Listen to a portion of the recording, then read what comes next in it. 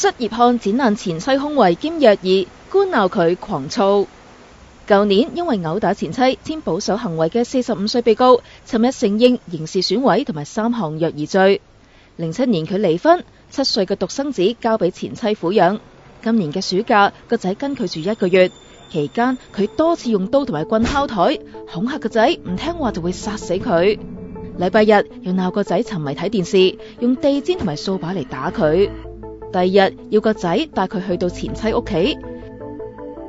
佢一入到屋就失控，剪爛前妻4個胸圍。個仔勸咗，被告就激動到攞起把菜刀。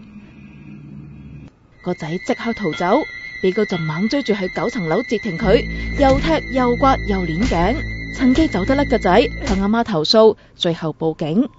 辯方求情話，被告只係脾氣差，覺得前妻只係掛住揾食，疏忽個仔係一時衝動。被告失業多時攞綜援，近排先至揾到份廚房嘅工，如果繼續被羈押，連份工都會冇埋。裁判官就話案情嚴重，仲反問：咁狂躁喎，你會唔會咁樣對自己嘅仔啊？我就唔會啦。認為被告唔值得同情，將佢還押到本月16號判刑。